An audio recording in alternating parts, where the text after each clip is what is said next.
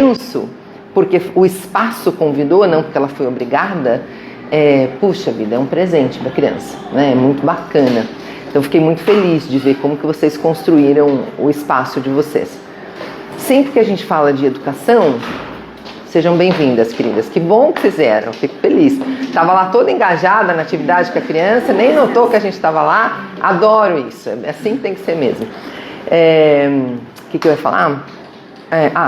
Quando a gente está no espaço da escola, todo espaço educa, todo espaço, né? Não é só sala de aula. Então eu gosto, a gente tem uma sessão na Reinventando a Educação que as paredes falam. Se é um negócio que eu gosto em escola, é de ver parede. E o que essas paredes estão falando? Então, quando eu entro aqui e vejo as paredes de vocês com coisas escritas, com produções das crianças, isso dá um sentimento de pertencimento. Quem aqui é pai e quem é mãe, e quem é responsável e quem é professor? Primeiro assim, quem são os responsáveis? Levanta a mãozinha para enxergar. Isso. Eu vou dizer para vocês uma coisa, vocês têm uma missão. A gente está em setembro, né? É época de rematrícula. É época que pai e mãe tá tudo doido, vendo que escola que vai estudar e tal. Eu não sei como é que é aqui no Rio de Janeiro, mas em São Paulo a gente está tentando reinventar a educação, começando pelos pais, e tentando fazer com que os pais entendam que eles não podem chegar à escola perguntando já na secretaria qual que é o preparo da escola para o vestibular. Vocês já passaram por isso na vida? Que depressão, né, gente? Qual a chance que o meu filho tem de entrar numa boa faculdade estudando aqui? Quais são os conteúdos? Com quantos anos o meu filho vai aprender a ler e a escrever? Passa por isso, amor? Passa. Então, olha a preocupação do pai, da mãe, como é pobre. Então, perguntando isso. Você vê que depressão? Se eu foco meu filho aqui na educação infantil, daqui a 10 anos ele vai ter condições de fazer isso. Amor, eu não sei nem como é que vai estar o planeta daqui a 10 anos. Não sei nem se vai ter planeta do jeito que a gente anda, né? Com zero sustentabilidade. Sei lá como é que eu posso garantir uma coisa como essa, né? O que a gente pode garantir, então, em termos de educação? E qual que eu vejo que é a missão de vocês que são pais e que são pais que estão aqui nessa escola convivendo com esse tipo de educação, né? Eu vejo que a missão de vocês é imensa e é a de tentar expandir a consciência de outros pais para um fato muito importante, que é as nossas crianças precisam amar o conhecimento. Nós estamos vivendo com uma geração muito diferente da nossa. É uma geração que tem acesso à internet, porque tem pai e mãe que falam assim, mas eu fui criado numa educação transmissiva e eu sobrevivi. A professora passava lá a cartilha Caminho Suave, não devia falar nome. A cartilha, a professora corta essa parte. A professora passava lá a cartilha, né? E a gente aprendia. Mas a professora punha lá o alfabeto lá e ensinava o babebi bobu e a gente aprendia, né? Então, por que a gente não pode fazer assim? Amor, você estudava pela Barça. Né? Você vai comparar? Você estudava com aquele... Olha, até ri, né? Olha a idade. Né? Você sabe o que é Barça ainda? Pelo meu pai. Olha que depressão. Você sentiu velhinha agora, Fernanda? Velhinha você, querida. Tem que traduzir para os pais agora. Até para os pais você tem que traduzir o que é Barça. Né? Vai vendo a situação. Então, te contaram, né, amor, que é Barça? Vou te contar, chegou a ver, tinha até um cheiro de mofo. Tá lembrando do cheiro de mofo dela? Pois é, olha a memória que eu fui te despertar, é verdade. Você já ouviu falar em Olivete? Esse não, sabe nem o que é Olivete. Você viu como... Fernanda, você sabe o que é Olivete, amor? Isso, diz que não sabe, que é mais chique dizer que não sabe. Sei não. O que é Olivete? Também não sei. Eu ouvi falar. É a marca de Gillette? Não, Gillette é outra marca. Pois é. Então, gente, são coisas, assim, é um mundo completamente novo. E olha, passou pouquíssimo tempo, né? Eu tenho 44 anos de idade, então a gente brinca com essa coisa de estamos velhinha, mas com 44 anos de idade eu me sinto absolutamente jovem. Só que eu falo Olivete, eu falo Barça, a pessoa... O que será que essa mulher está falando, gente? Né? Não tem a menor noção. Então, como é que você vai dizer que você foi educado assim e sobreviveu e que o teu filho tem que ser educado assim também? Não faz sentido, né? Então, que tipo de educação a gente espera que as nossas crianças tenham? Uma educação para que elas não sejam condicionadas ao fazer, mas ao ser. E tem uma diferença imensa entre uma coisa e outra. A gente pergunta para as crianças, o que você vai ser quando crescer? Né? O que é uma violência tremenda com a criança. O que te interessa, criatura? Mas, na verdade, o que a gente está perguntando é o que você vai fazer. Porque o que você vai ser, você vai ser boa pessoa? Você vai ser uma pessoa afetiva? Você vai ser uma pessoa acolhedora? Você vai ser um bom amigo, uma boa amiga? A gente devia estar preocupado com isso. Então, os pais, nesse momento de rematrícula, ou nesse momento de procurar uma escola para os seus filhos, precisam se preocupar em quais são as perguntas que um pai deveria fazer, uma mãe, um responsável, um cuidador, deveria fazer ao procurar uma escola. Aqui nessa escola, existe espaço para o meu filho conviver com os amigos? Quais são realmente os espaços de aprendizagem dessa escola? E o que vocês propõem que o meu filho aprenda? Ou que a minha filha aprenda? Né? Quais são os momentos em que ele pode conviver com todo mundo?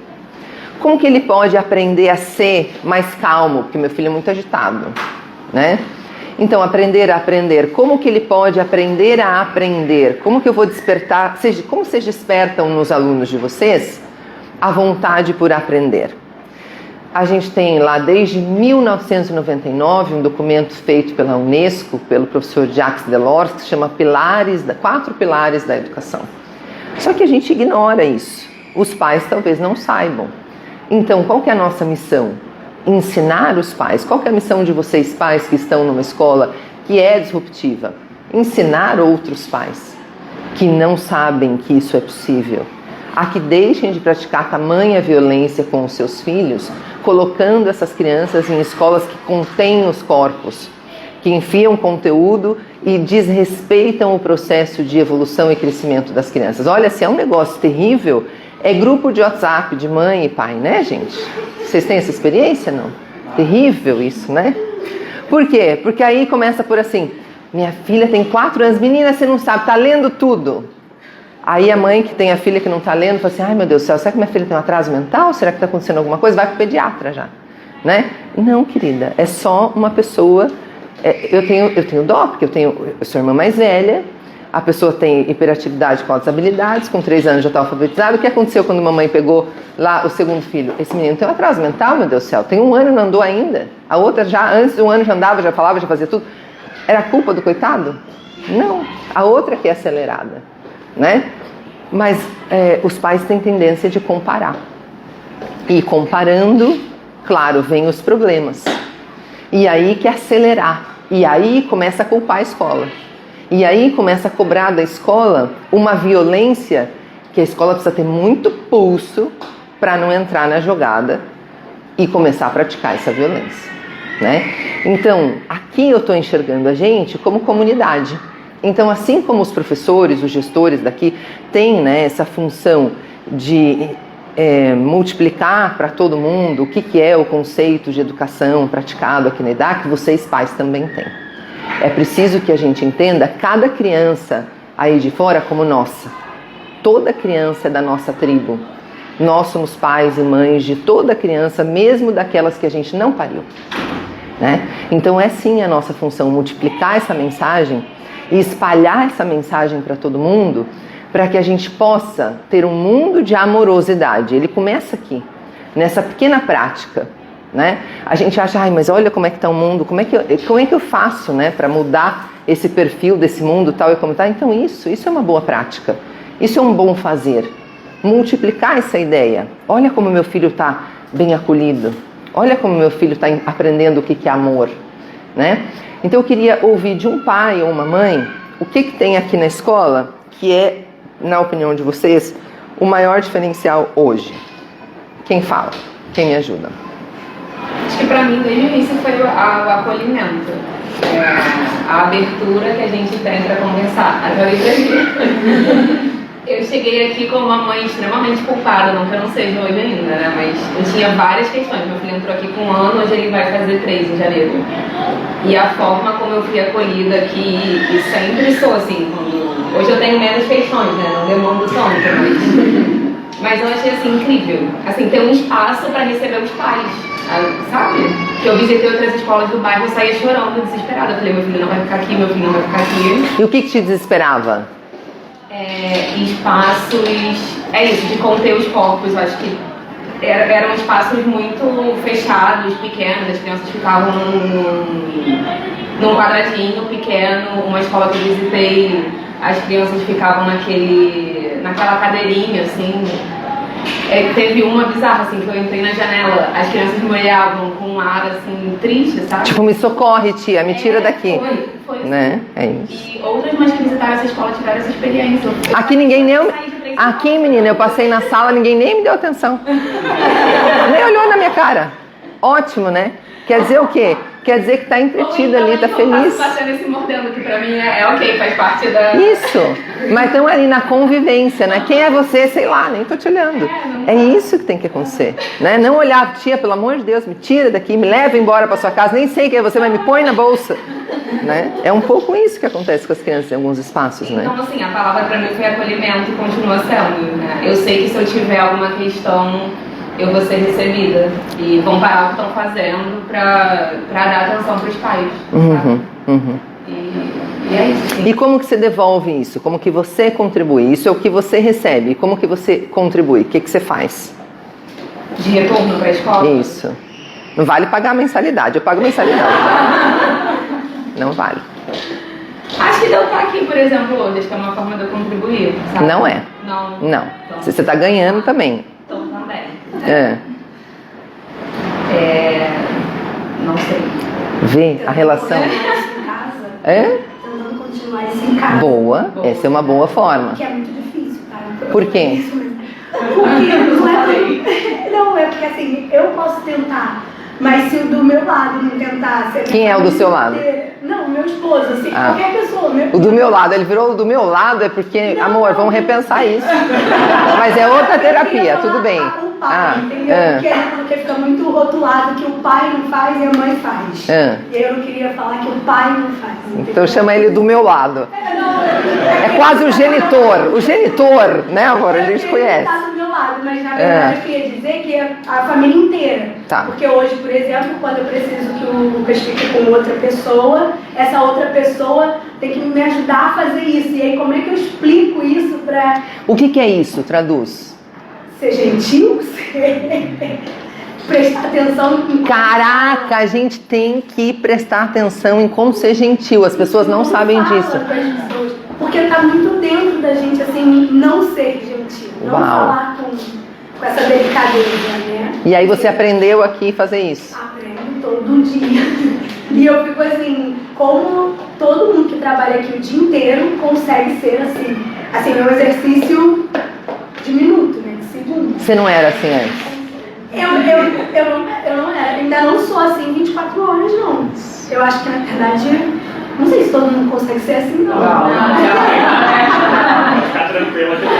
Tem hora que a gente precisa sair da sala e falar assim, assume você, porque não dá assim, porque tem horas que você fala, meu Deus, e agora? Como é que eu falo isso? Como é que aquele povo não dá conta?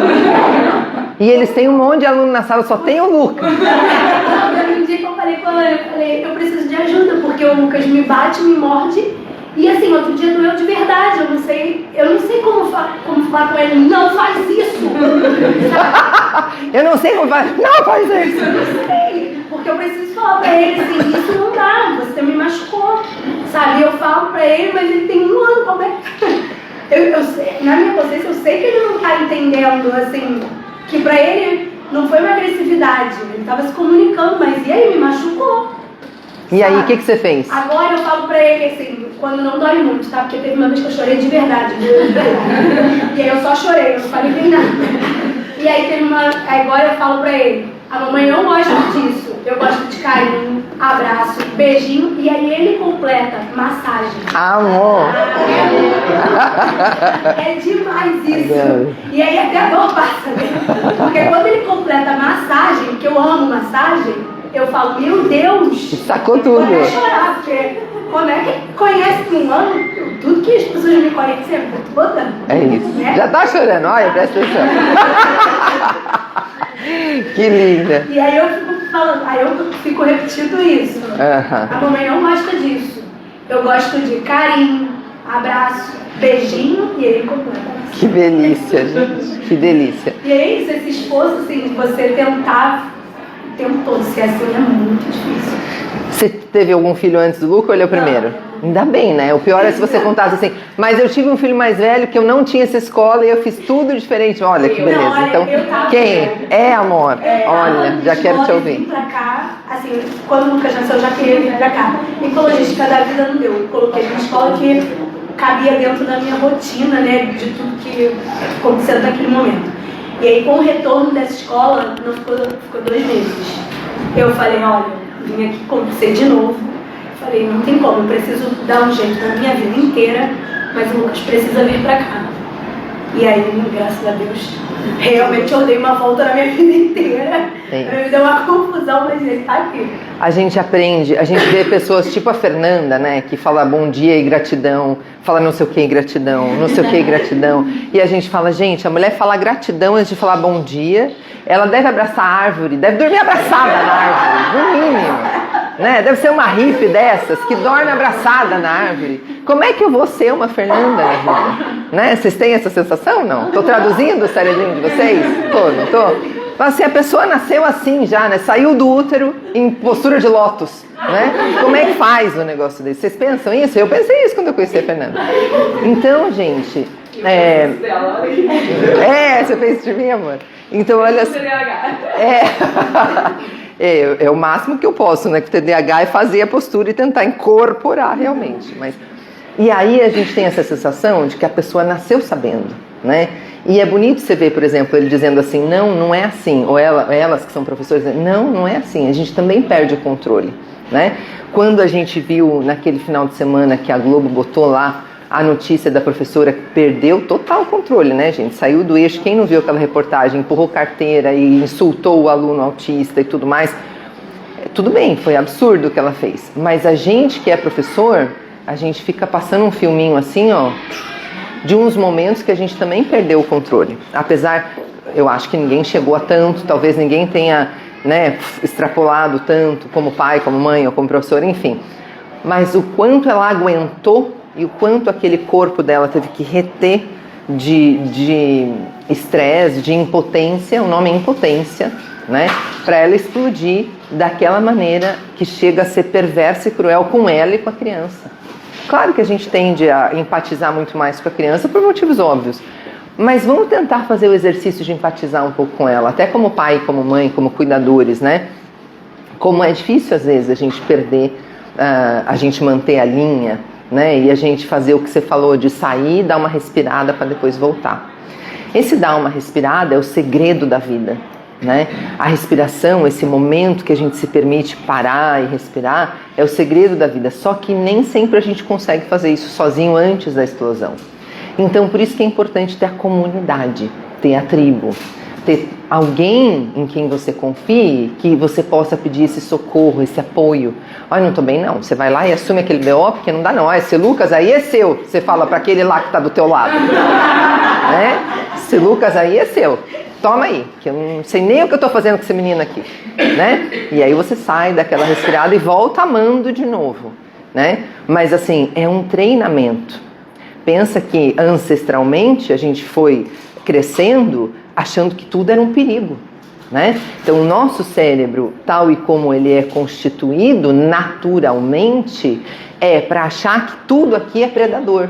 Então eu olho para você e começo a te achar predador, vai me devorar isso aqui, ó, sei lá o que é isso, né? Eu não tenho informação suficiente do ambiente. Imagina os nossos ancestrais lá nas savanas africanas, com zero estrutura, vê de onde a gente veio. A gente veio desse contexto hostil. Então é muito mais fácil a gente estar nessa condição estressante, essa condição de achar que tudo é perigoso, que tudo é ameaçante, e a gente atacar. Esse é o nosso natural. Essa é a nossa natureza. Então é normal a gente se sentir assim, né?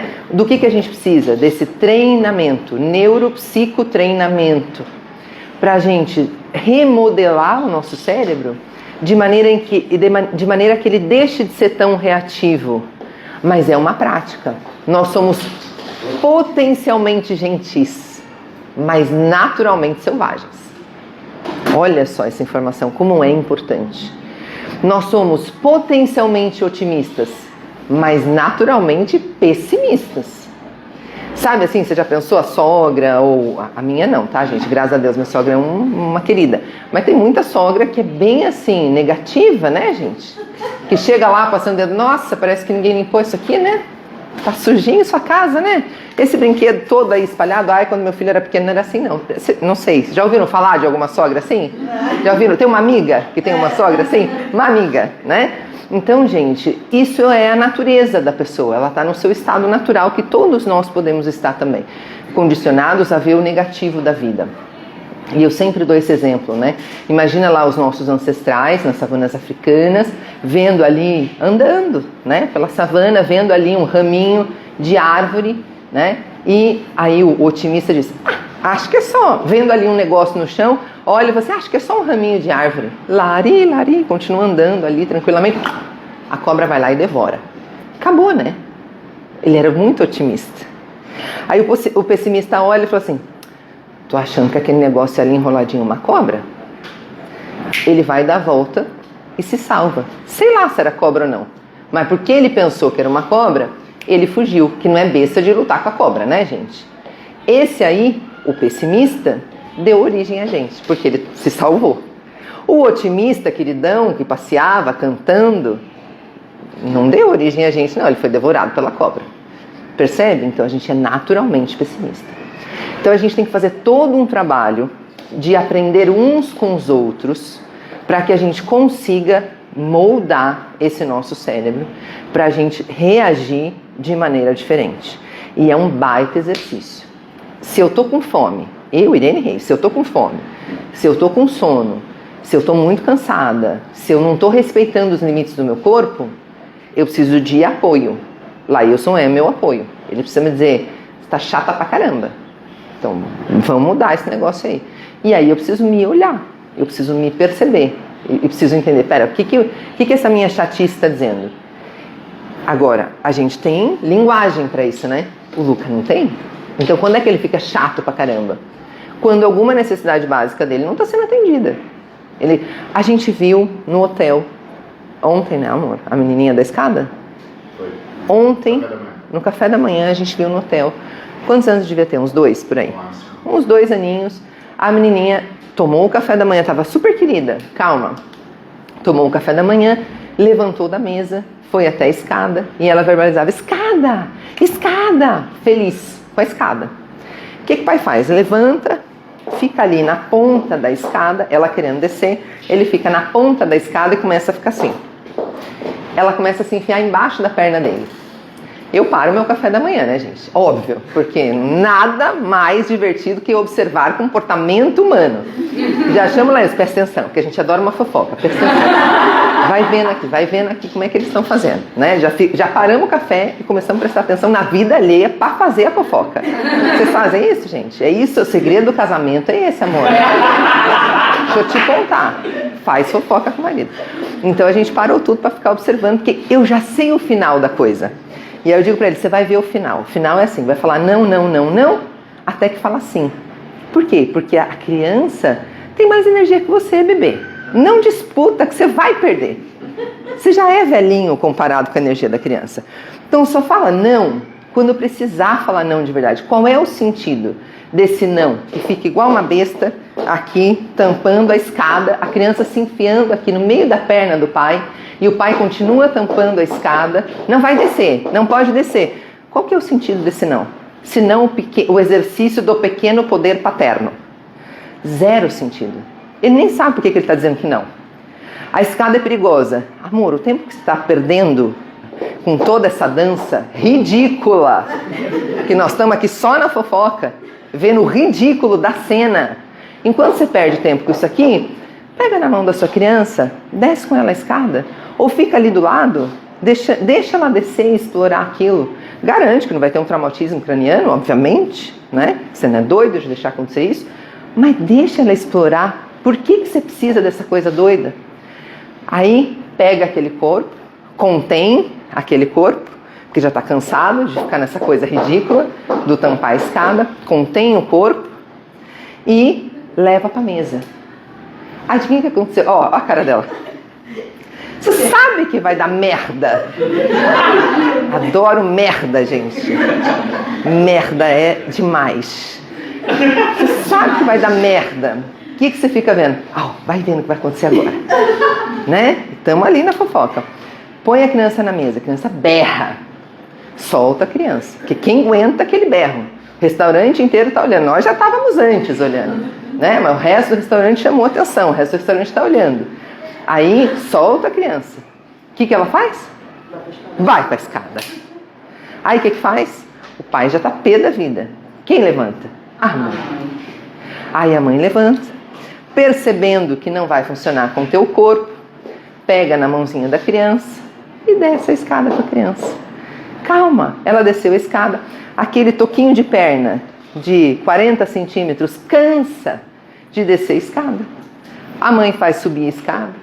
Se ela é esperta, manda descer de novo, só para testar a energia da criança e deixar gastar. Desce, volta. Que cena que a gente vê 5 minutos depois? A criança acabada no colo dela, deitada aqui, ó, não tem nem força para falar tchau. Nada. Porque gastou a energiazinha dela ali. Minha filha faz isso. Pois é, então você imagina só. Não cansa, amor? Não cansa? Tem das que tem pilha recarregável, né? Tem uma pilha extra ali que você fala, onde é que tira a pilha dessa criança, né? Eu fico pensando assim, a minha família foi completamente disfuncional, mas aí hoje eu penso, eu tenho dó da minha mãe, eu tenho gratidão, já fiz todo o exercício da gratidão e tudo mais, já fiz. Mas a gratidão aumenta quando eu cresço, viro professor e falo assim, essa criança hiperativa, imagina só minha mãe com 5 filhos, gente, sendo a mais velha hiperativa, coitada, né? Por isso que deu uma, né, desorganizada ali, né? Enfim, mas aí você começa a pensar, e se essa família tivesse dito sim para a criança de cara? O dizer não primeiro fez com que a menina entendesse que mensagem? Qual que é a mensagem? Tudo é aprendizagem. Ela nunca iria experimentar aquele movimento ali de descer e subir. Isso, mas assim, ó, quando... Isso. A mensagem é assim, esse adulto não tem noção do que ele está falando, do porquê é o não dele. Então, se eu ficar insistindo, eu vou conseguir tudo que eu quiser. Então, eu vou insistir mesmo. Porque como ele não sabe o que ele está fazendo, eu é que sei, então eu vou insistir e eu vou conseguir tudo que eu quero. Quando não faz sentido, a criança confia mais nesse adulto, a criança percebe que só tem não quando realmente não é possível, o adulto aprende a comunicar esse não para essa criança e é muito mais fácil da criança aceitar. Tem adulto que nesse momento fala assim, é que você não conhece meu filho, vai aceitar nunca. Gente, vai aceitar, tenta, não começa a dizer que não antes de tentar. Mas você vai precisar de um tempo. Por quê? Porque ele está formatado para esse modelo de comportamento da birra, da insistência, do grito, do se jogar. Por quê? Porque você condicionou assim, dizendo nãos desnecessários. Então diz logo que sim. Você sabe que você vai ter que ceder depois. Vai falando que sim logo. É muito melhor. Percebe? Bom, enfim. Agora, o que você está devolvendo para a escola? Você está aprendendo com a escola a ser gentil. E o que você está devolvendo para a escola? Não era isso de fazer em casa. Não era isso de fazer em casa. Isso é sua obrigação. Você está aprendendo aqui. O mínimo que você tem que fazer é devolver para o seu filho a extensão do que você aprende aqui. Então, cadê o resto dos pais? Quem era pai e mãe? Ninguém é pai e mãe, agora todo mundo virou professor. Só pai não falar. Fala, queridão. No caso que devolvendo para a escola... Olha, você está vendo que você é o único pai aqui, né? Por que será? Então, vamos lá. Eu corroboro o que a amiga falou mais cedo, assim, acho que a abertura que tem aqui para nós pais na escola, eu não vi como o filho mais velho, por exemplo, que sempre estudou escola tradicional. Então, para a gente, isso faz toda a diferença. Até porque o nosso filho ele entrou aqui, ele se expressava muito pouco, ele falava muito pouco. Foi uma criança com uma de pandemia, então ele ficou privado do convívio social durante um ano de completo. Você fala mais alto, por favor, que essa hora os meninos da câmera estão lá, tudo desesperado, que é rico o que você está falando e não está gravando nada. Vai. Como ele nasceu durante a pandemia, então no primeiro ano de vida dele, assim, ele ficou privado do contato social, o contato era só comigo, com a mãe, com o irmão e com os avós. Assim.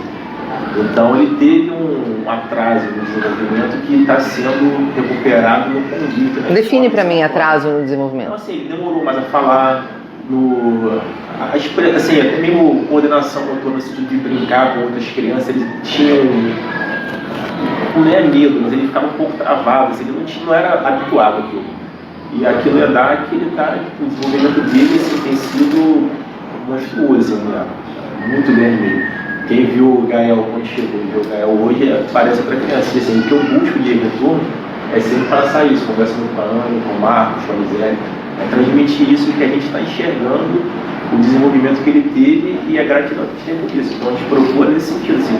E sempre tem alguma coisa que incomoda, alguma dúvida, a gente procura conversar e tem sido sempre assim, a abertura imediata para a gente ter essa conversa. E a forma que a gente vê de retribuir, acho que é desse feedback de que a gente está satisfeito e que está enxergando o desenvolvimento dele aqui na escola. Ótimo, perfeito, mas é pouco e pobre. Então a gente vai começar a equilibrar essas relações. É pouco e pobre. A gente vai começar a equilibrar essas relações. Por quê? A gente tem uma obrigação ética e uma obrigação moral e uma obrigação humana de cuidar de todas as crianças da nossa tribo, inclusive as que a gente não pariu. Não foi isso que eu disse? Pois é. Então a nossa obrigação é multiplicar essa informação. Não é só voltar para a escola e dizer assim, nossa, vocês estão fazendo um trabalho muito legal. É muito importante isso também. Mas assim, a escola já sabe que está fazendo um trabalho legal. Porque olha a preocupação deles de me trazer aqui, de estudar, de buscar formação, né? Então, a missão de vocês, eu vou dar o gabarito logo, que é para a gente não ficar aqui a manhã inteira, tá? A missão de vocês, cuidadores, pais, mães, responsáveis, de verdade, é multiplicar isso para outros pais. Com urgência. Isso salva vidas. Isso salva crianças. Entendem isso? Tem muito pai ainda fazendo... Como que é teu nome? Diego. Tem muito pai, Diego, fazendo aquilo que o Diego, de antes da pandemia e de antes do segundo filho, provavelmente fez, que é procurar escola com educação tradicional, achando que isso é garantia de sucesso para o seu filho. E não é. Percebe? Então, assim, nesse momento, e justamente nesse mês de setembro, que é o mês que as famílias estão tudo doidas buscando escola, a nossa missão é essa, é mostrar o que está acontecendo aqui dentro que está dando certo. É mostrar assim, gente, sabe aquilo que a gente percebe de comunidade? A gente consegue viver no EDAC. A gente tem aqui uma roda de conversa que inclui a família. A gente tem uma formação que inclui a família. Não adianta a gente viver isso aqui, mas as pessoas... eu cuidei do meu filho, está resolvido, né? Aqui, meu filho está cuidado, está tudo certo. Não está. Sabe por quê, Diego? Porque teu filho vai conviver com o outro que está lá na escola tradicional. Mas o problema para a gente aqui, na localidade específica, é que a gente não tem muita oferta de escola com essa visão que o EDAC tem. Eu até conversei com o Marcos na semana passada, nosso filho mais velho está com 10 anos, vai passar para o 6º ano, no próximo ano. E eu estava buscando uma escola que tivesse essa visão do EDAC para que ele mudasse para o ano que vem. E, assim, a verdade é que não tem. Isso. Ele até me ligou uma que tem uma visão um pouco mais próxima, mas que, assim, ainda assim não é... Essa abertura que a gente vê aqui no EDAC, eu não consigo ver nenhuma outra escola da região, ainda mais para crianças maiores. É verdade. A minha filha tem 11 anos, ela está no 6º ano, está para o 7º ano que vem, e eu tive, né, desde que ela saiu da EDAC, eu sempre fui em busca disso. E como eu não encontrei em cada escola que ela entrava, porque ela ficou bastante de escola, porque onde eu falava, eu não tenho esse acesso, então não fica. E aonde eu ia, eu era a mãe chata. Sabe aquelas mães chatas que chegam aqui falando, eu sou a mãe chata? Não, aqui não é a mãe chata. Mas com certeza eu sou a mãe chata nos outros lugares. Mas é exatamente isso que a gente está trazendo. Nós temos essa missão, não só com a nossa comunidade, né, o nosso ciclo de amizade, mas também com outras escolas. Eu costumo sempre dizer aqui na escola que eu não estou aqui só para ter alunos, eu estou aqui para transformar quem está ao meu redor. Né? E a gente vê que existem pequenininhas mudanças, mas as pessoas estão começando a entender por que não deixa de ser uma empresa. Então as pessoas precisam entender o que está acontecendo e eu vou tentando me mover um pouco, né, nesse sentido que a EDAC está fazendo. E eu tento fazer isso hoje com a escola da minha filha. Eu sou muito presente. né? É óbvio que eu sou da área de educação, eu tenho talvez mais facilidade do que vocês para fazer isso, mas eu estou sempre na escola falando assim, essa não é a forma de respeitar o aluno. Vocês precisam da minha ajuda? Inclusive eu mandei até um post de vocês para eles, que eu falei, vocês precisam ampliar a percepção de vocês para a educação. Essa educação já não funciona mais. E aí às vezes a minha filha, como viveu nesse ambiente e eu continuo replicando isso em casa, ela chega para mim e fala assim, mãe, eu não sou respeitada na escola. Mãe, eu não tenho voz. E aí eu preciso levar isso o tempo todo, gente. E é chato, né? Às vezes a gente fala assim, ai, mas será que eu não estou sendo incômoda para aquela pessoa? Tá, e que legal. Sim, e eu continuo sendo. E inclusive eu falo para a diretora, eu sei que eu estou te incomodando, mas é porque eu quero a mudança não para minha filha, eu não quero que você trate ela bem. Eu quero que você faça isso para todas as crianças. Se você quiser, eu venho aqui na escola e dou treinamento para os seus professores de graça, olha isso. Eu falei, eu preciso que isso mude, sabe? A gente precisa entender, e se aquela escola mudar e a outra vê que está mudando, vai falar assim, tem alguma coisa que precisa acontecer. E aí a gente vai multiplicando essa relação. A gente tem escolas aqui na região, a filha da Gabriela estuda em outra escola, elas estudaram juntas, a Gabriela também é minha sócia, eu tenho 4 sócios. E aí, e a Gabriela também acaba indo para a escola da filha dela fazer a mesma coisa. Eu acho que é nesse sentido, sabe? E não é ajudar a EDAC, é ajudar as nossas crianças, é ajudar a gente, adulto, né? Porque também nós precisamos dessa ajuda. E eu acho que quando a gente leva isso para fora, a gente está vivendo um momento agora, onde a gente tem um grupo de alunos saindo da EDAC. E quando a gente recebeu a notícia, o primeiro impacto foi pelas próprias crianças. Então a gente já ficou triste pelas crianças, porque eles estão sofrendo um momento de ansiedade antes do tempo. E aí quando a gente verificou o que a gente fez, chamou os pais. Eu não quero saber se eles vão para a escola, se eles estão insatisfeitos. Eu estou pensando nas crianças. Então o que a gente pode fazer? Não, olha só, eu acho que vocês estão se antecipando, tudo bem vocês mudarem de escola, né? Eu acho que cada um se encaixa onde quer, a gente não está aqui para obrigar ninguém a nada, mas a gente chama, a gente conversa, a gente mostra o caminho, e a gente ontem até teve um atendimento com uma dessas famílias, e nós falamos, tudo bem vocês escolherem, porque vocês estão com medo da criança não aprender a ler e a escrever, apesar da gente ter o exemplo no primeiro ano, mas vocês precisam olhar para as crianças, sabe que não são as dores de vocês? E é isso que acontece. Mas a gente chamou essa família, essas famílias, né, porque é mais de uma, a gente chamou, a gente conversou, a gente disse o que eles vão viver lá fora, a gente disse o que é importante, vocês querem mudar de escola? Tudo bem. Mas não deixa de fazer o que vocês precisam fazer pelas crianças.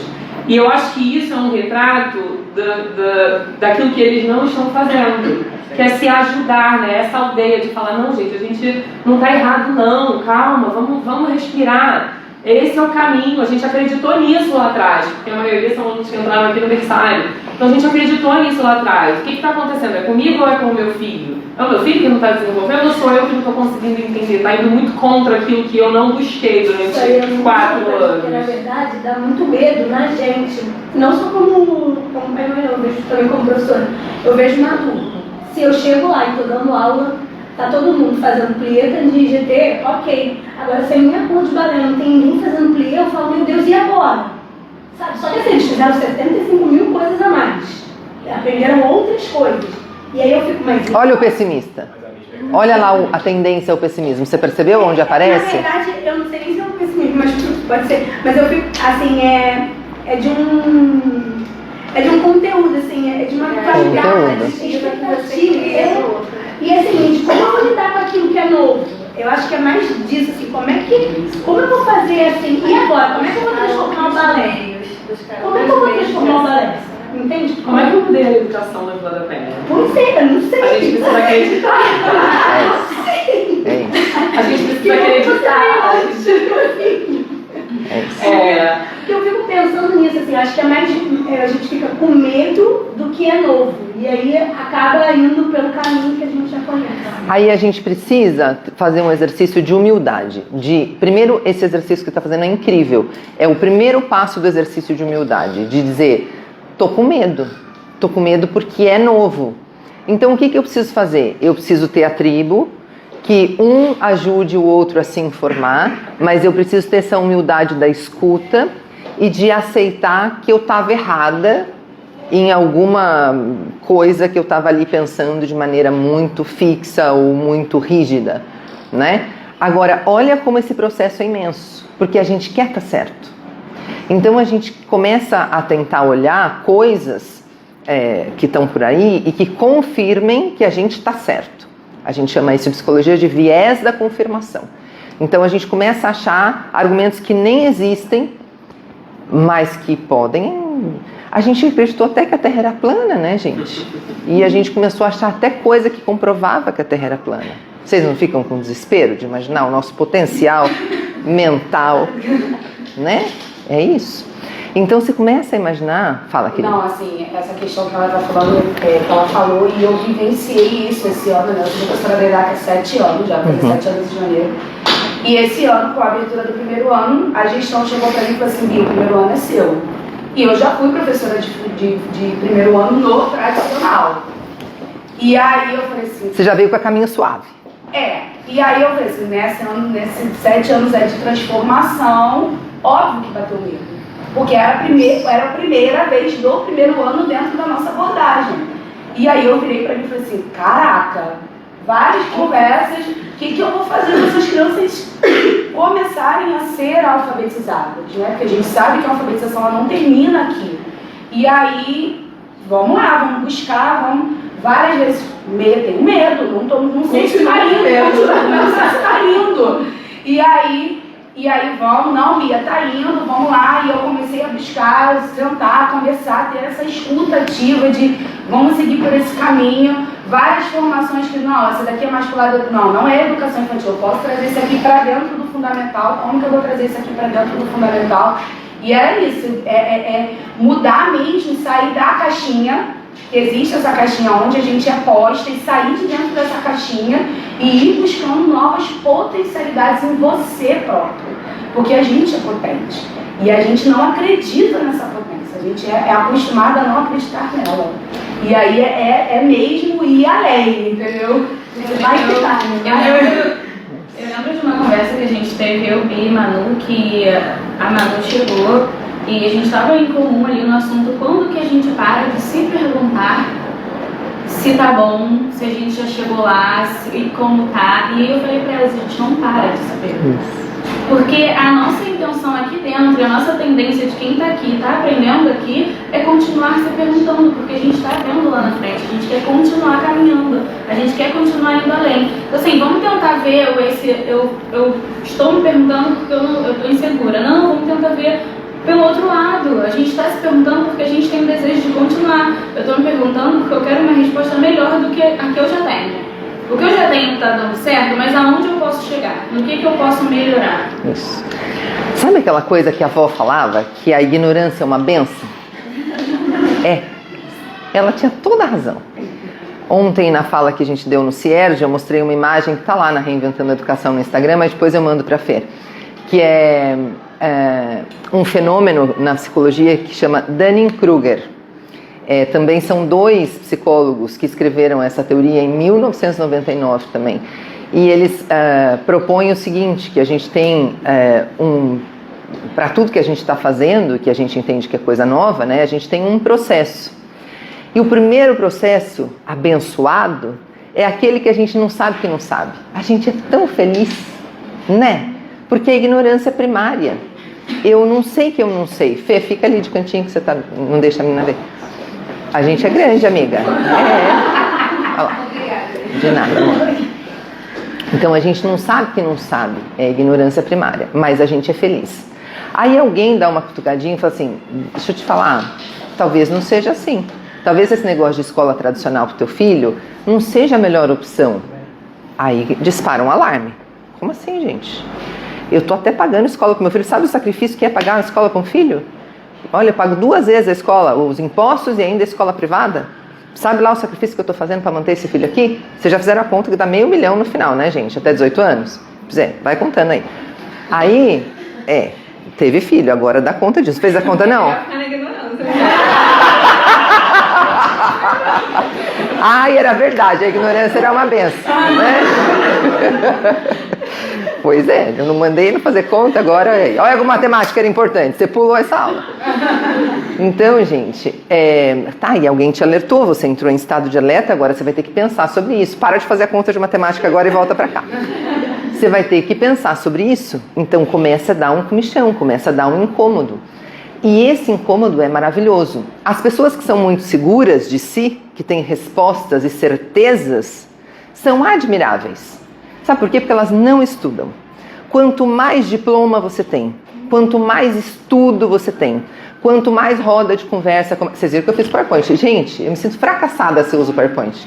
Eu faço para não usar. Ele fica doido comigo porque eu estou sempre fazendo uma coisinha a mais no PowerPoint. Eu falo, por quê? Você não vai usar? É verdade, mas tem uma coisinha só que eu preciso colocar aqui. Porque eu só uso PowerPoint se ninguém falar comigo. Vocês são maravilhosos, vocês estão aqui falando comigo. Então eu não vou usar o PowerPoint provavelmente. Mas assim, o que acontece quando a gente... O que é esse fenômeno do Dunning-Kruger? A gente começa a se cutucar, a gente começa a se perguntar as coisas, e quanto mais diploma a gente tem, quanto mais roda de conversa a gente faz, quanto mais troca a gente faz, mais insegura a gente fica. Então, para que serve, gente? Fazer tanta coisa? E gastar tanto dinheiro com formação? E gastar tanto tempo com estudo? Para a gente se questionar cada vez mais. E a gente nunca mais vai ter certeza nenhuma. A tua mãe, a tua avó, a tua bisavó eram muito mais felizes como mães do que você. Muito mais realizadas. Porque cala a boca, menina, para de falar, para de chorar, engole esse choro, levanta aí que não foi nada. Quando você tem esse impulso de fazer isso que você herdou da ancestralidade, já vem a cara da Fernanda abraçando a árvore. Você fala, Fernanda não faria isso. É ou não é? Fernanda não falaria com meu filho assim, então peraí. Você vai precisar repensar. E aí nunca mais você vai ter a resposta pronta do cala a boca, engole o choro, não sei o quê, tão fácil como vinha para sua mãe, para sua avó, para sua bisavó. Porque para elas o educar era isso. Só que quando você aprende que não é, nunca mais você consegue fazer aquilo que você fazia antes. E aí tem uma hora que se paralisa até, né? Que a criança caiu, tá lá chorando, você fala, meu Deus, o que eu faço mesmo? Peraí. Engoli o choro, eu não posso falar. O que eu devo falar agora? Ai, meu Deus do céu, como é que é? Deixa eu pegar o manual. Não dá tempo. Então, você lembra da gentileza. Para eu ser uma pessoa gentil, o que uma pessoa gentil deveria fazer aqui? E talvez você faça uma coisa que ela faria diferente. Não importa, desde que você siga o princípio da gentileza, você vai fazer o certo.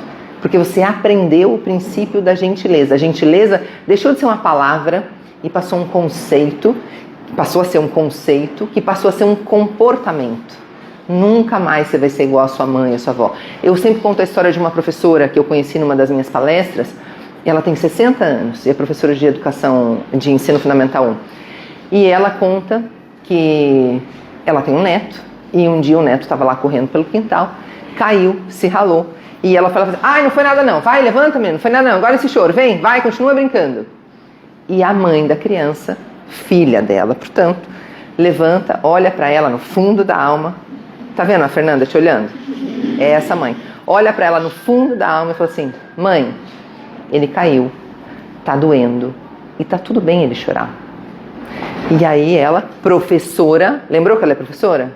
Professora, mãe dessa criatura que tá lá pegando o neto, tem a humildade de parar e checar o cenário. Ela para, fica olhando e percebe como que a filha faz.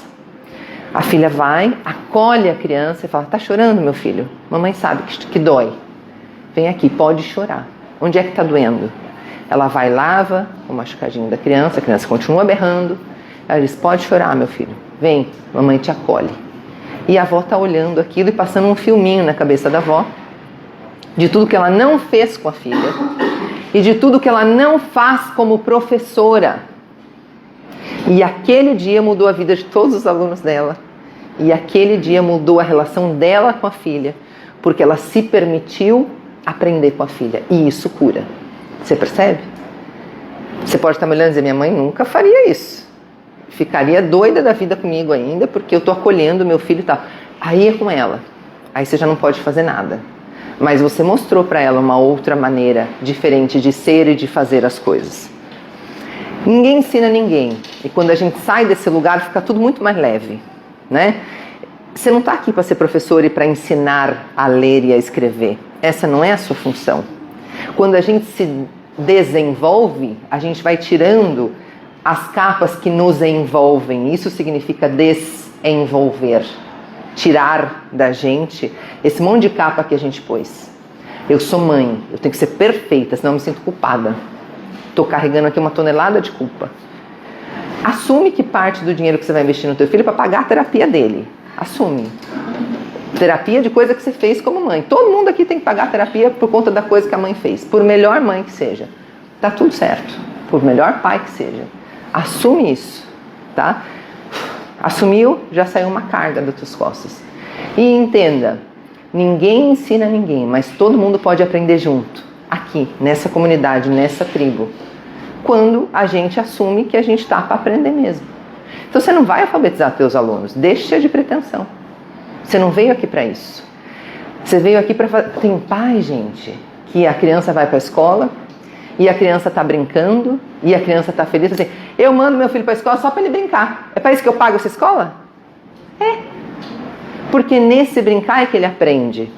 E aí eu sugiro para vocês uma leitura de um neurocientista que se chama Johan Huizinga. E ele criou um termo chamado Homo Ludens. Olha a importância desse termo. Homo Ludens significa que somos sujeitos do brincar. E aprendemos no brincar. Aliás, é o único caminho para a gente aprender. Só que como a gente não foi educado assim, a gente foi educado para que a educação seja um negócio sério, sisudo, careta em todo sentido da palavra, né? A gente não aceita que a nossa criança possa brincar e no brincar aprender. Olha a gravidade disso, percebe? Nem a gente que é professora, porque todo mundo que é professor já brincou de boneca, mas nunca de casinha. Porque as bonecas eram as nossas primeiras alunas. E quem nunca, né, como professora, botou lá as bonequinhas tudo sentado e foi dar aula. E a nossa aula era na luzinha, com o gizinho, com a criancinha ali sentada comportadinha. Então a gente tinha esse imaginário que ser professor era isso. E a gente tem que desconstruir esse imaginário. Para começar a entender que ser professor é se jogar no chão, como eu vi vocês jogados. Rolando ali com a criança, se permitindo brincar com a criança, se permitindo interagir com a criança no nível dela. Isso é o educar. E que todo o conteúdo aparece ali mesmo, naquele momento do jogado no chão. Aparece ali. Mas eu tenho que baixar meu nível de ansiedade para eu entender isso. Faz sentido isso para vocês, gente? Tá. Controlem meu tempo, que eu quero ver o que eu posso fazer. Faltam 30 minutos. 30? Tá. Então, você pode estar perguntando, mas o que isso tem a ver com autocuidado? Tudo a ver com autocuidado. Por quê? A primeira coisa que a gente precisa praticar como seres que se cuidam para poder cuidar dos outros, a primeira coisa que a gente precisa praticar é a gentileza com a gente. Você está aprendendo a ser gentil com teu filho. Mas o quanto disso você está aprendendo e aplicando em você, como mãe, né? Porque olha o que você falou do peso da culpa, né? O pai também deve trazer um peso de culpa. Você tem culpa, Diego, às vezes? Sempre. Do quê? Qual que é uma culpa que você carrega? Em relação ao comportamento, até que sou bem tranquilo. Eu tenho consciência que eu faço melhor com os meus filhos. A minha culpa mais é relacionada ao trabalho. Eu tenho um regime de trabalho um pouco peculiar, eu trabalho embarcado, então eu faço 14 dias. Meu pai. Então isso veio... Tem que chegar e quase apresentar o RG para a família, né? Não, assim, não chega a esse ponto, assim, eu vejo o quanto isso afeta o comportamento deles e indiretamente ou diretamente da minha esposa também, porque eu sou sobrecarregada. Então assim, são momentos complicados mesmo, mas que eu, por outro lado, compenso no momento que eu volto, assim, a forma como eles me recebem, assim, a coisa não tem preço, compensa tudo. E o dia que estiver todo dia em casa, já tá, né? Já tá de casa, nem vai dar muito beijo, nem nada, né? É isso, é um peso, né? É uma culpa, percebe? Mas todos nós aqui carregamos essa culpa da falta de tempo, da falta de disponibilidade, do excesso de trabalho, da sobrecarga e tudo mais. Então, o autocuidado, tudo isso que a gente está falando aqui tem a ver com autocuidado, porque ele começa nessa gentileza que a gente tem com a gente. De aceitar que a gente está fazendo o nosso melhor. De aceitar que a gente já está fazendo muito melhor do que o que fizeram com a gente. Muito melhor. Porque provavelmente pai e mãe não problematizava muito se estava fazendo bem ou fazendo mal. Porque era uma outra geração. A gente problematiza. E a gente vai buscando de fazer melhor. Então isso é autocuidado. Autocuidado a gente tem quando a gente faz isso que a gente conversou no princípio, que é parar para respirar, parar para pensar, parar para reparar no ambiente, reparar como que a gente está e reparar no sentido de consertar aquilo que a gente reparou que não estava muito bem. Então a gente tem essa chance de fazer isso, né? Mas exige essa segurança da tribo. Isso de eu não querer salvar o mundo sozinha. Isso de eu chegar e admitir, Fernanda, não estou bem, me ajuda? Ou alguma professora dizer, não estou bem, alguém precisa aqui me ajudar, alguém precisa aqui me apoiar. Eu acho que eu podia fazer melhor, mas eu não estou conseguindo. Sem medo de ser reprimido, sem medo de ser esculachado por um pai ou por uma mãe, mas todo mundo aqui nessa disposição de se cuidar e cuidar do outro. Então, você aprendeu gentileza? Como você está aplicando em você essa gentileza? Grave. Percebe? Então, essa é a sua lição de casa, de refletir. Como é que eu também me torno gentil comigo? E isso é autocuidado. E a gente não sabe fazer isso. Eu tenho certeza... Como que é seu nome?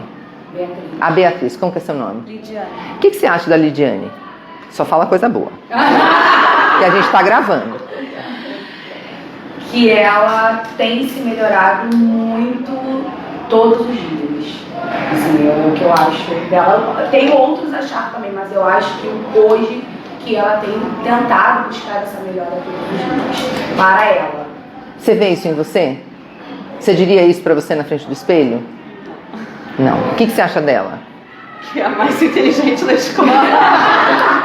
Que é a mais inteligente da escola. Você se vê assim? Não. Não. Olha que doideira. Percebe? Então, eu vejo a Fernanda como aquela pessoa zen que abraça a árvore. E eu me vejo como uma pilha estourada. E ela me vê como pessoa zen que abraça a árvore. Olha como a gente é muito mais gentil no olhar para o outro do que no olhar para a gente. A gente sempre está ali se detonando, sempre vendo o pior que tem na gente. A gente sempre se diminui. A gente sempre se diminui, né?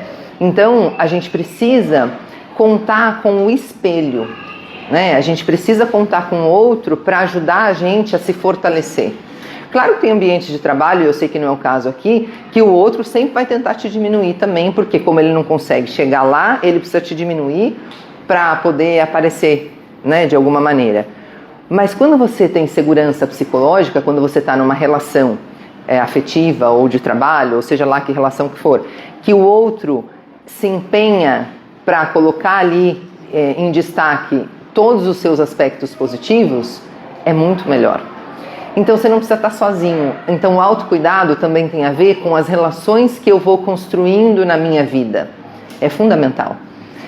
Eu falo sempre de um estudo longitudinal de Harvard, que já está no 4º ano de direção de pesquisa. E é um estudo que há 85 anos começou a avaliar 764 ou 5 homens e entender como é que eles iam se desenvolvendo. Alguns já morreram, outros estão vivos, outros... enfim. E aí eles descobriram nesse estudo, agora eles estão numa outra fase avaliando os filhos desses homens. Incluíram mulher finalmente na pesquisa, porque era só homem, incluíram mulher.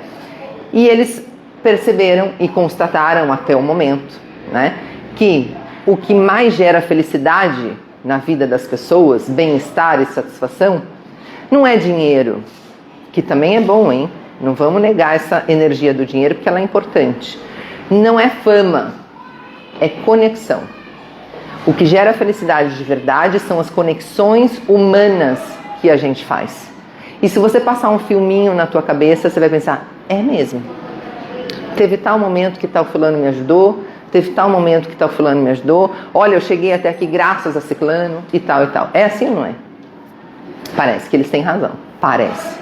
Então não fica tentando resolver tudo sozinho, né? Não usa o grupo de mães do WhatsApp ou de pais do WhatsApp só como muro das lamentações, né?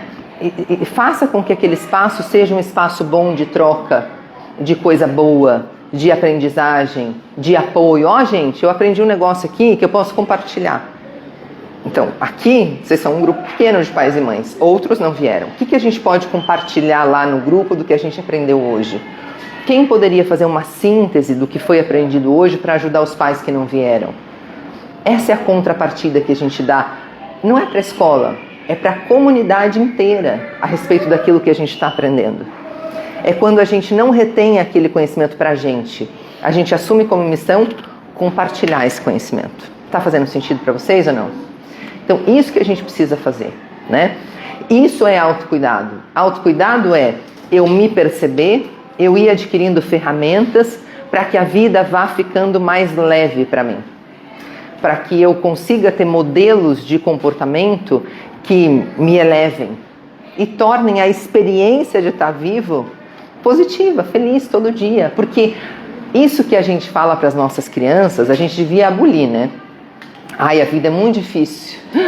Nossa, mas era meia hora, já deu 10 minutos, o que aconteceu com esse relógio? A vida é muito difícil, a vida é muito dura. Isso que a gente fala para as nossas crianças, a gente precisa eliminar do nosso vocabulário. Não é não. A vida é muito legal, a vida é muito gostosa, a vida é muito leve. Eu e Lailson, às vezes a gente fica constrangido em roda de amigo de dizer que a gente se dá bem, que a gente é sócio, que a gente está 24 horas juntos, a gente curte isso, a gente se diverte. Porque os amigos dizem, casamento é horrível, né, gente? Nossa, como é difícil estar casado. Nossa, como é difícil. E a gente se olha constrangido, a gente diz que não, ou a gente fica aqui quietinho. Porque assim, não é o que a gente pensa. A gente já teve outras relações, não foram boas, a gente rompeu. A gente se achou e o pacto que a gente tem a gente não sabe se é para sempre, mas é enquanto estiver muito bom para os dois, enquanto a gente estiver nessa coisa da fofoca e da diversão. Acabou isso, legal, te honro, que bacana o que a gente viveu, mas segue teu rumo que eu sigo o meu. E tá tudo certo. Mas as pessoas às vezes mantêm inclusive relações afetivas densas, pesadas, negativas, para poder dizer essa frase. Ai, como é difícil casar, né, gente? Nossa, como é pesado esse negócio. Como é difícil ser pai, como é difícil ser mãe, como é difícil ser professor. Não é, gente. Se está difícil é que você está no caminho errado, muda a rota. Porque não tem por que ser difícil. Se está difícil é porque você está tentando fazer as coisas sozinho. Muda a rota. Não tem necessidade de ser assim, sabe? Bom, eu vou pedir uma coisa para vocês. Eu tenho 1000 coisas para fazer, eu vou escolher aqui o quê?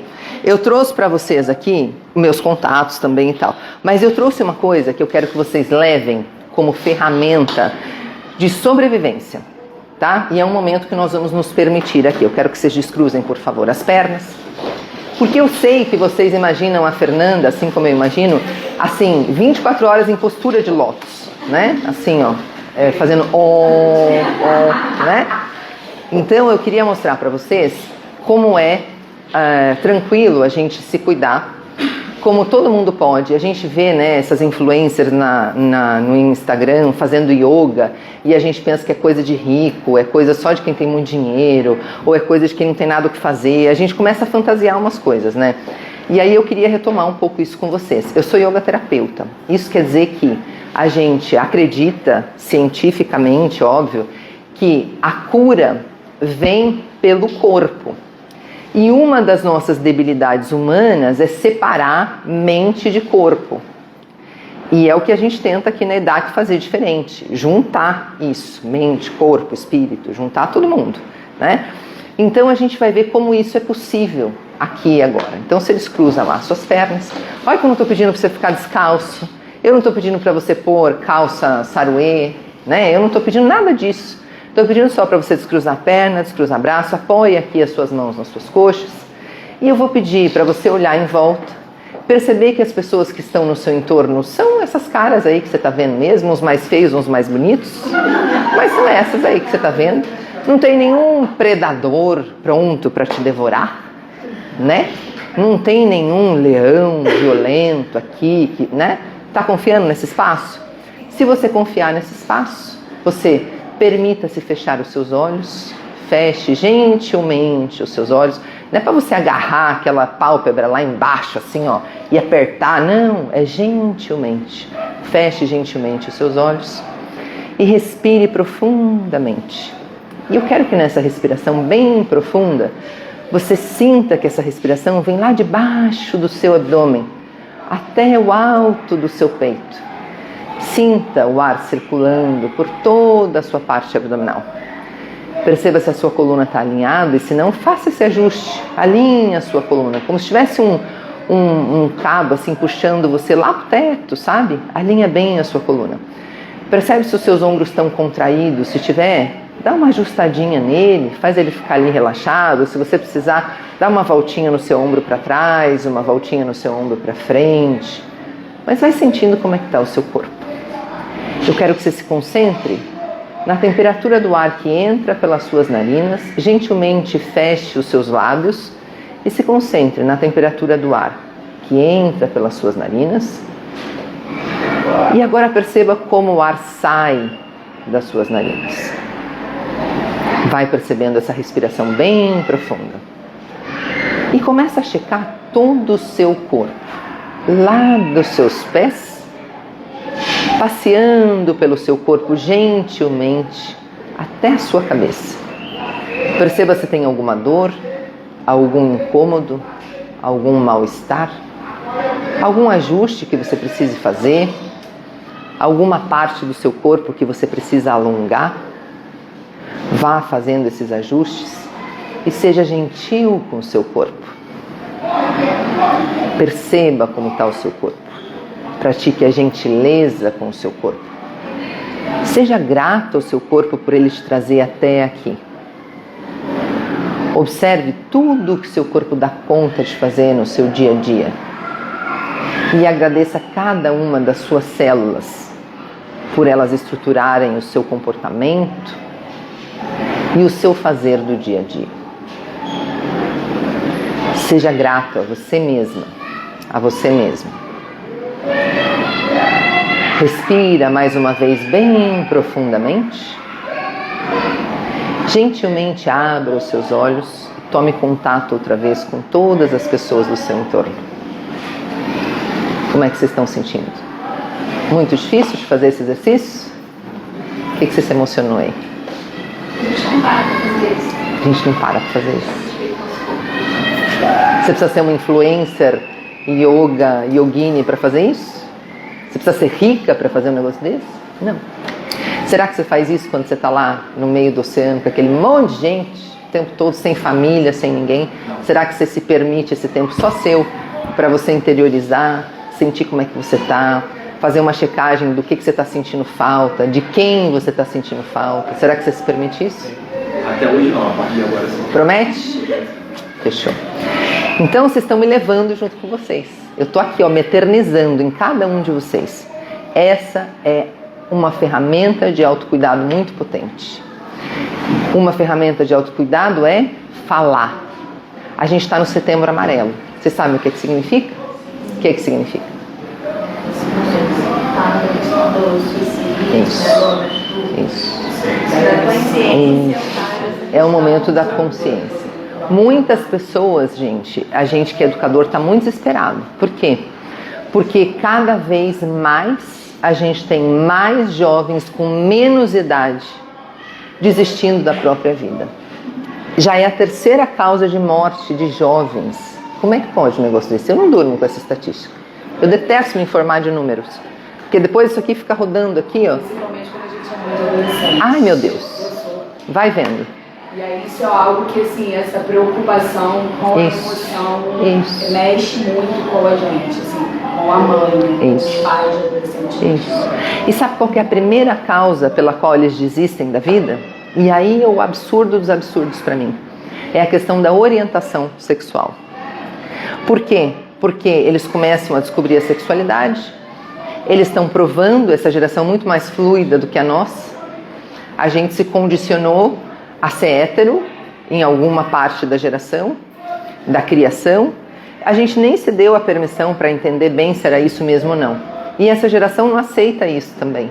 Eles também não aceitam caber nessa caixa de gênero, de orientação sexual. Eles não aceitam. Eles se permitem muito mais do que gerações anteriores se permitiam. Acontece que essas gerações anteriores continuam querendo que caibam na caixa. E a primeira causa de suicídio entre os jovens tem a ver com orientação sexual. Agora você diz para mim que diferença pode fazer com um pai e com uma mãe? a questão da orientação de gênero da criança, do jovem, para a vida desse pai, dessa mãe, dessa família, até tal ponto de esse jovem desistir da vida por não sentir que pode ser ele mesmo. Isso é falta de segurança psicológica. Essa criança não goza de segurança psicológica na sua própria casa. A professora Amy Edmondson, ela criou esse termo segurança psicológica. A gente dá formação de liderança nas empresas, a gente fala muito disso nas empresas também. Mas aqui a gente precisa falar disso também. A segurança psicológica significa você poder ser quem você é, onde você está, sem você precisar criar um personagem. E essa criança não sente isso na escola, não sente isso em casa, não sente isso com a família. Então ela abre mão porque ela se sente impotente e ela percebe que ela não vai dar conta. Ela simplesmente abre mão da vida. Em algum lugar a gente está errando feio, né? Muito feio.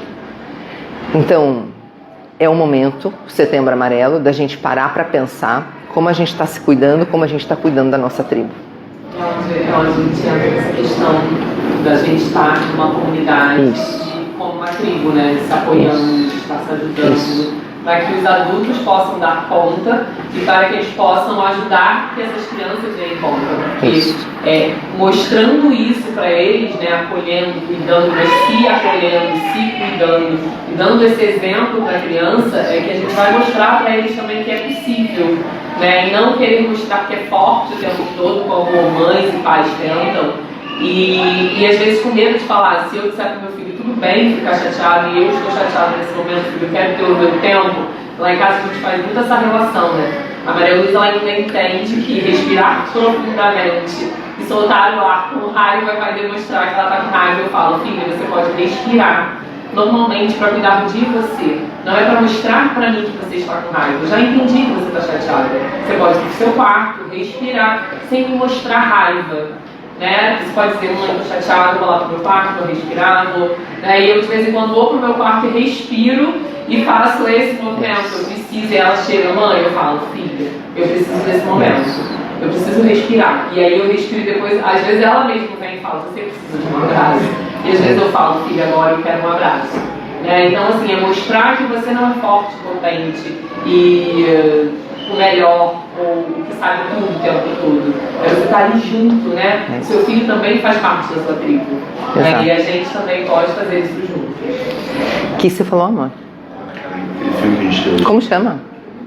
Sim, Marco Albert. Está na Reventando Educação. A gente pôs lá na dica de filmes da Reventando Educação um filme que a gente assistiu, que é bem famoso, vê se vocês lembram, de um pai que tinha um filho adolescente, ele é dos Estados Unidos, e o filho começou a expressar a orientação dele como homossexual, e o pai não aceitava de jeito nenhum, né? Até que esse filho pede ajuda para uma vizinha. Eu vou dar spoiler, tá? Aguenta aí.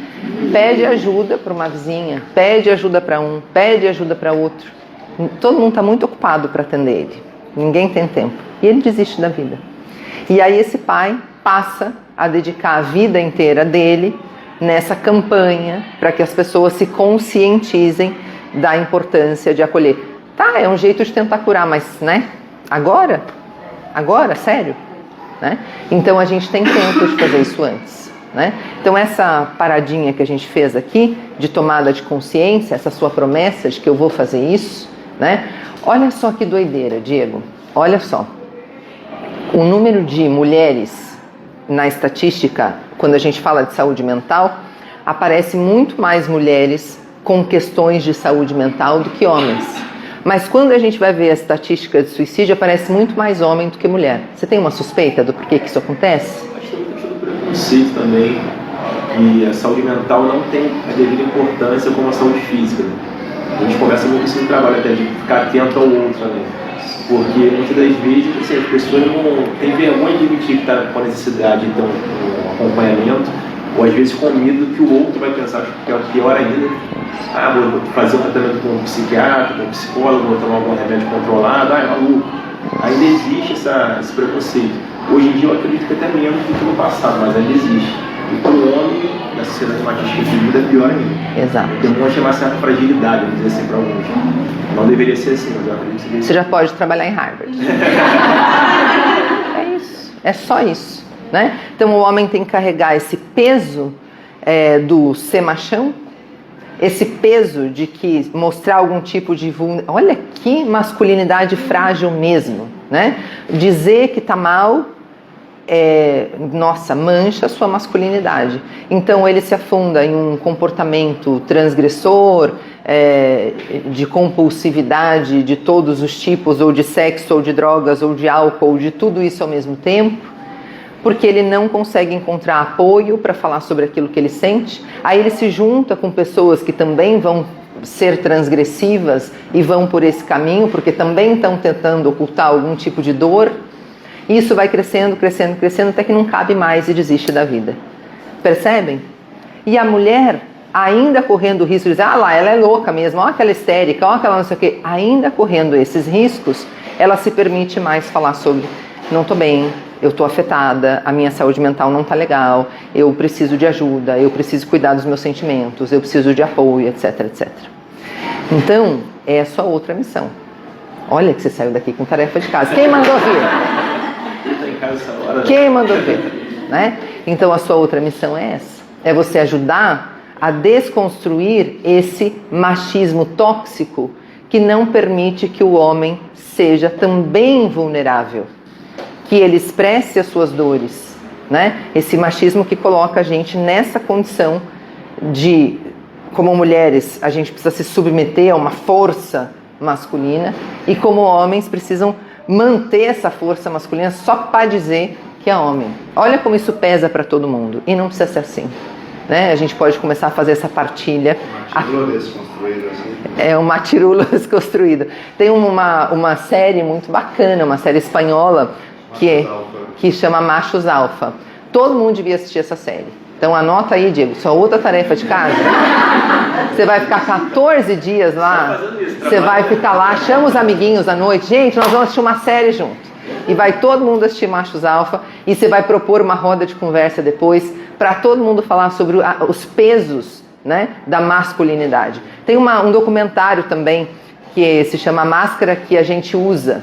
Tá anotando, Diego? Tô anotando. A máscara que a gente usa, que mostra também muito como é que é o peso do masculino sobre o homem, né? Para o próprio homem. Como é que é pesado isso. Então você vai fazer o seguinte, você vai fazer essa roda de conversa, vai fotografar, marcar a EDAC, Reinventando Educação, para a gente ver que você fez a tarefa. Senão a gente vai te dar 3 pontos negativos. Tá entendendo, Diego? Isso aí. Gente, é isso. Eu tinha um PowerPoint inteiro, eu precisava de 5 horas com vocês, porque não caibo em 1h30, não tenho condições.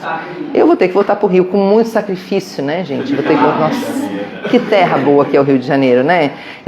A gente tem uns amigos cariocas em São Paulo, a gente foi jantar no primeiro dia no Orla 21. Como era a instalação artística que tem ali? Marina da Glória. Marina da Glória, pode ser o nome, gente? Eu não sei como é que chama, mas acho que é isso. Uma vista impressionante, ali do lado do aeroporto Santos Dumont, ali, Marina da Glória. Que lugar que é aquele? A gente filmou tudo e mandou para os amigos cariocas. Não faz sentido carioca em São Paulo. Faz sentido nenhum. Porque em qualquer lugar, até no congestionamento, a gente na nossa fofoca, sentado ali olhando a Mariana da Glória, falando assim, presta atenção que tem congestionamento. Até o congestionamento é bom. Porque você fica olhando toda essa paisagem aqui. Como é que você fica estressado nesse congestionamento? Engraçado você tá trazendo essa fala pra gente, o quanto a gente fala mal da nossa cidade. Olha, presta atenção. É engraçado porque na semana passada, depende do ponto de vista, né? Parte. Semana passada eu estava conversando com a minha filha, a gente estava em algum lugar e aí falando sobre começar a trabalhar, pegar ônibus, não sei o que. Eu falei assim, filha, a mamãe quando trabalhava e pegava ônibus, eu demorava 3 horas para chegar no trabalho e 3 horas para voltar e eu ficava 4 no trabalho. Então eu passava mais tempo na viagem. E aí ela, nossa, mas era muito chato. Eu falava, não, era incrível, porque eu subia aquela... ali perto do Corcovado, eu ficava olhando da janela e admirando lá no meu somzinho, e admirando cada lugar que eu passava, cada árvore, ficava... Paulistano acha isso... Ah lá. Já querendo descer do ônibus. Já querendo descer do ônibus para abraçar as árvores. É isso. Olha que irritante essa mulher. Não é irritante essa mulher? É irritante. E hoje ela trabalhava no Corcovado. No Corcovado. Olha aí, irritante demais, gente. Ah, não dá pra falar com você não, Fernanda. Então, gente, paulistano se irrita com carioca. Porque é isso, olha que delícia que é isso aqui. Olha que delícia. Você pegar 3 horas de congestionamento, tá bom, mas você foi para Corcovado.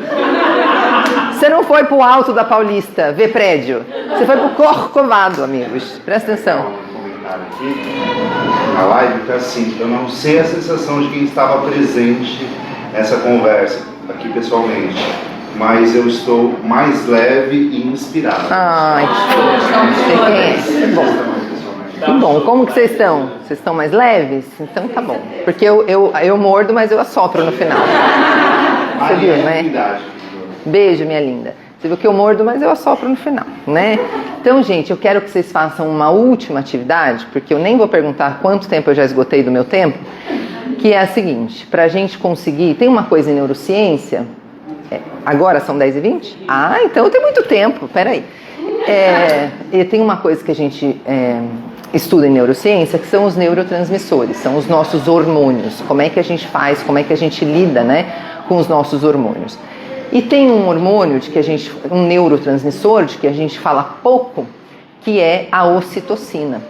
A ocitocina é um neurotransmissor muito bacana, porque ela ajuda a gente a neutralizar todo o nosso estresse, toda a nossa ansiedade. Vocês estão falando com uma TDAH, com H bem maiúsculo e sublinhado e reluzente, né? Imagina, é ali. E que todo exame de sangue tem um problema grave, cortisol sempre ultrapassado do limite, sempre assim, dobrado, o limite é tal, tá dobrado. Então, e isso porque a pessoa faz meditação, yoga, imagina, se deixa no estado puro e natural. Já tinha gastado o réu primário, não gastei ainda. Então tá dando certo, confia em mim que tá dando certo o negócio. Então, a gente tem um jeito de a gente se sentir em tribo, em comunidade, de a gente se sentir pertencente. E é um jeito muito fácil, que todo mundo pode fazer a qualquer momento, inclusive agora, que é a gente abraçar alguém. Quando a gente abraça alguém, pode abraçar a árvore também, mas abraçar a pessoa, mas um abraço assim gostoso, demorado, que não é aquele abraço de paulistano com pressa, que abraça e sai correndo. É um abraço de baiano, um abraço de carioca, essa gente que sabe abraçar. Eu quero ver vocês liberando toda a ocitocina aqui. Vai, dá esse abracinho aí que eu tô aqui só pra ver. A gente tem que levantar. É pra levantar. É pra levantar, isso mesmo. Levanta e abraça, isso. Nenhum amiguinho pode ficar sem ser abraçado. Isso.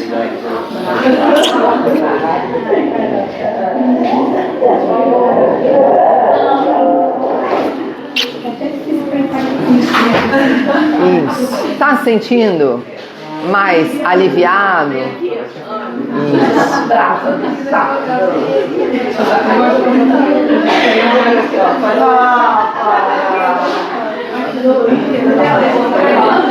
Coração com coração, né? Isso. Deixa eu abraçar Abraço. aqui, gente. Muito obrigada. Obrigada, viu? Não é pra despedir não, que eu tenho 5 minutos. Rápido. Eu venho, olha. Eu tenho que estar 10h40. Obrigada por ter vindo. Eu vou com aperto no coração. Olha, obrigada, obrigada. Eu tô abraçando e despedindo que eu tenho que estar 10h40 Obrigada em mesmo. Caxias. Vai lá, vai lá. Olha aqui. Volta lá. Não é? Não é gostoso? Isso é algo que a gente faz muito. É isso. A gente faz encontro toda semana e a gente no final se abraça. Gostoso, né, A gente Fê? faz encontro individual, no final a gente vem cá. É isso, é isso. Deixa eu colocar ela num potinho. Na verdade tem que ter um pote. É um potão, né, amiga? Que isso aqui é drag queen. Olha isso aqui, o tamanho da pessoa. Gente, não é gostoso isso? Não é bom demais? Agora eu quero que vocês peguem uma duplinha aqui, ó. Só pra gente brincar antes de eu ir embora. Pega uma duplinha aqui, ó. Fica aqui na frente de alguém. Algum amiguinho. Eu não vale. Outra pessoa. Isso. Pega lá. Isso. Ninguém pode estar sozinho. Isso. Todo mundo tem um amiguinho? Isso. Nós vamos brincar. Olha, tem um cara que eu gosto muito, eu queria que vocês lessem. Olha quanta tarefa de casa que eu dou, né? Que é o Cláudio Tebas. O Cláudio escreveu um livro com o Christian Dunker que se chama O Palhaço Psicanalista. E tem um trecho que eu amo, que ele conta que ele foi dar uma formação numa escola E aí ele termina a formação e fala assim, bom, alguém tem alguma pergunta? E a criança fala pra ele, a gente pode brincar primeiro? E aí ele pergunta, mas por que você quer brincar comigo? Porque depois que a gente brinca, a gente fica amigo. Você aprendeu? A criança ensina. A gente é que não sabe de nada. A criança, a gente sabia de tudo. E aí a gente foi emburrecendo. A gente foi desaprendendo um montão de coisa que a gente sabia. E aí quando a gente trabalha numa escola, ou quando tem filhos, ou quando tem a oportunidade de conviver com alguma criança, a gente tem essa oportunidade de refazer essa inteligência que a gente já teve. De recuperar essa inteligência que a gente tinha lá naquela idade, aprendendo com esses pequenos, grandes mestres que são as crianças. É preciso humildade para fazer isso. Então nós vamos brincar um pouquinho, nós vamos lembrar do Cláudio Tebas e nós vamos brincar um pouquinho. E nós vamos fazer o seguinte, ó. Ah, não, é em trio, né, amor? Não, para tudo, mentira. 3, pega 3 aí. Desconfigurei tudo. Eis, pegou 3? Ótimo, que aí coube mais gente. Então nós vamos brincar assim. A primeira rodada é bem simples. Você vai fazer assim, ah, não, era dupla mesmo. Para. Que eu quero dupla. Ai, que horror, gente. Para que eu quero dupla de novo. Ah, que horror. Eu tenho vergonha de mim. Olha aí. Olha pra cá. Então é assim, ó. 1, 2, 3, você vai brincar disso, tá? E aí começa. 1, 2, 3. E se confundir? Confunde. Ri e continua. 1, 2, 3. 1, 2, 3. Só pra fazer isso. Vai, rapidinho. Tô contando. 1,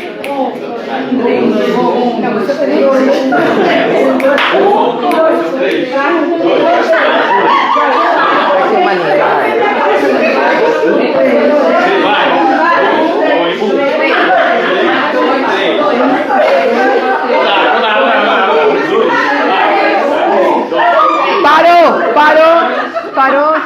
Parou, que vocês já estão tudo passando vergonha. Agora eu quero que volta lá na sala e fale para as crianças, não sei nem contar até 3. Tô aqui querendo alfabetizar e não sei nem contar até 3. E aí eu vou complicar a sua vida porque alguém tem que se divertir, eu, óbvio. Então agora você vai fazer assim, ó. Quem for, cada vez que for 1, você vai bater palma. Então, 1, 3. Tá? 1, bate palma. Cada vez que der 1, você bate palma. Valendo. Você bate palma. Vai.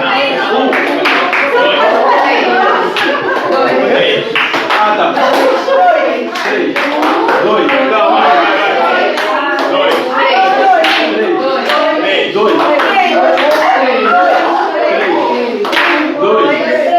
Parou. Olha pra mim. Eu não quero ouvir 1 mais. Na hora do 1, você só bate palma, tá? Só que aí, ó, eu também não quero ouvir 2. Na hora do 2, você dá um pulinho, tá? E só vai falar o 3. Valendo. 3. 3.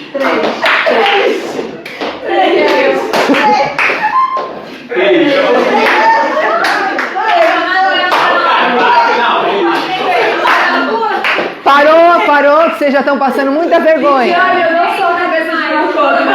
Agora é assim, ó. O 1 não fala, bate palminha. O 2 não fala e dá um pulinho. É isso aí, você já viu essa dinâmica. E o 3 dá a voltinha, tá? Entendeu? É. Então só faz assim, ó. Faz assim. Podia ser verdade. Se for, você só faz assim. A gente adapta. Tudo a gente, se for, tiver labirintite, não faz. Só faz assim com o ombrinho. E pronto, tá? Adaptamos. Vai, valendo.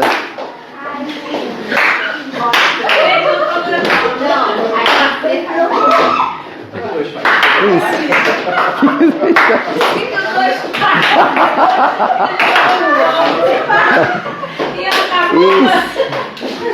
Parou? Olha pra cá. Parou. Isso. Olha só. Você acertou tudo? Não. Teve alguém que acertou tudo o tempo todo? Ninguém, gente. E o que a gente fez quando não acertou? Riu. A gente riu. E não fica muito mais leve quando a gente, mesmo errando, ri um da cara do outro e com o outro, e a gente se permite começar de novo e tentar melhor da próxima vez?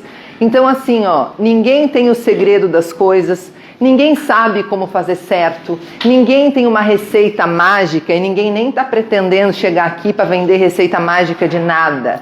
A única coisa que a gente tem que aprender é rir da gente mesmo, tentar de novo e contar com o outro e com a contribuição do outro para esse tentar de novo. É muito difícil fazer isso? Quando a gente se livra do peso do tenho que ensinar, tenho que ser perfeito, não fica tudo muito mais legal? Muito legal. Então, aplausos para vocês. Obrigada. Eu espero que eu diga para vocês até a próxima e que a próxima seja breve. Muito obrigada, gente. Obrigadão, viu? Tem um PowerPoint inteiro, afinal de contas, que eu vou falar. Até a próxima, tá? Obrigada. Diego, obrigada por tudo, valeu mesmo, viu? Obrigada por você estar aqui, ser corajoso, enfrentar essa mulherada toda aqui, ó.